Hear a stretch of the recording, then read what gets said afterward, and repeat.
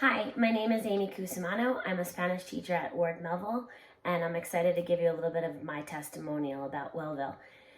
I would love to do it off the cuff, but I want to make sure I say everything because it means so much that we have this program and this place in our building and in our district. I've been teaching at the high school for 25 years, and it would be easy to give a testimonial. When Debbie asked if I would, I could talk for hours, and at the same time, the pressure to make sure I tell you all of the great things and all of the ways I've put things into practice that I've learned from WellVille. So the actual room is probably furthest from my classroom, all the way on the other side of the building, where I teach in foreign language. But especially this year, teaching 3 different preps, 3 different levels of Spanish, being in 4 different classrooms, I've made a point to make it there for some part of my self-care.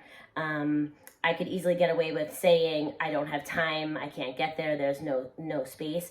But she's made self-care, Debbie and WellVille, I don't know how you separate the two, but going to WellVille has been normalized, and taking care of ourselves has been normalized, that it no longer feels selfish, and there is no benefit to being a martyr, which a lot of teachers can fall into that trap of trying to be everything for everyone, do everything for everyone. That taking some time for yourself is not being selfish, that self-care is really necessary. I want to make sure that I have something left in my tank so that I can be a good teacher to my students. Page 2. I think I can go for a quick check at WellVille and sit in a massage chair for 10 minutes, or check in with Debbie, or have a cup of coffee, read a book, take one of the positive self-affirmations from the bowl, just sit and be still and be quiet for a couple of minutes. It allows me then to move on with the rest of my tasks for the day.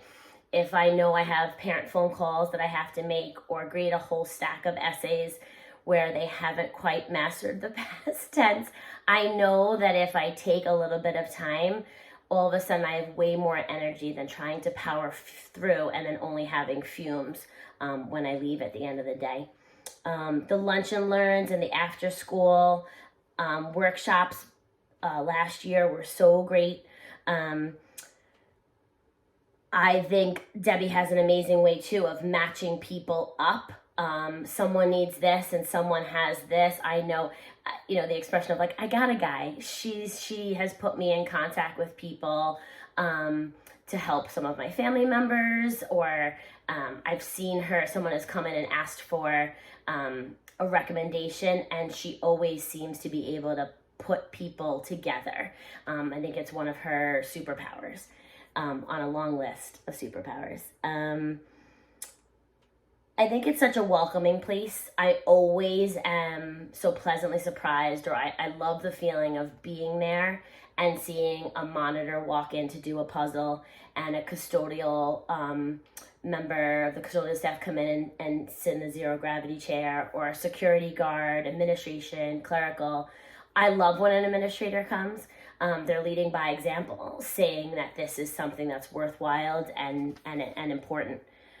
Like I said, I'm a veteran staff member, and I've been, in my career of 25 years, I've been able to rely on this teacher toolbox that I've cultivated and added to each year. So when I have a student, I'm able to say, oh, you're just like Josh from 1999. I know how to deal with you. No one knows how to teach in a pandemic. So when the shutdown happened last spring, there wasn't a place for me to say like, I've been there, done that, with so many other things that would pop up in my career. It was different, and it was challenging, and every word you can pick doesn't do that insanity justice. But I'm also the mom to 5 boys. So during the shutdown, it was extremely challenging to be a supportive mom, a cheerleader, encouraging, trying to help them stay on task in the way in which their district was choosing to deliver instruction. And usually when your home life is a little chaotic, you can get to work and have peace in the routine of your day and know what you're doing and have like an escape at work. And when work is crazy and stressful, you usually have a soft place to fall at home.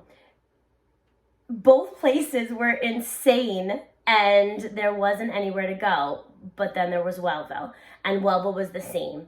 Even though it had a pivot and change, I think so much can be said for the fact that we had it in place in the end of 2019, so that when COVID hit, it was just a matter of reinventing and reimagining the workshops and the supports that were already in place in just a virtual way. And that was amazing that Debbie was able to do that. She created book clubs and support groups and individual check-ins, and even some of those lunch and learns and workshops and speakers were still available to us just now on Zoom. And it was okay to seek that out because we had already been doing it in the beginning of that school year last year. I think that new normal that we're still trying to create and deal with is helped because we're able to visit WellVille and check in on something that remains the same, remains a safe spot for all of us. I think the one thing I would also say is that I teach graduate classes for professional development and for teachers throughout the state who are seeking additional certifications for New York State certifications. And when the articles came out, when WellVille was created, so many of my former students, teachers in Nassau and Suffolk primarily, but also throughout the rest of the state, were sending me the link because of the class I teach on mindfulness, or because they recognized Ward Melville's name, or just saying how amazing this is, and almost in a jealous way, like, I wish my district would do this. And they were sending me the links, and I was like, yeah, that's my building. What? I can't believe you have that at your building. That's so amazing. And I learned more from other districts telling me what they had heard about WellVille before we really even got up and running. They were already hearing such great things about it. And I hope that the success and the benefits that we share with you are able to be broadcast all over, that every district should have a WellVille. It's like an example, once again, of Three Village leading by example. And I love that I work here, and I love that WellVille is now a true part of the Three Village experience. So thank you.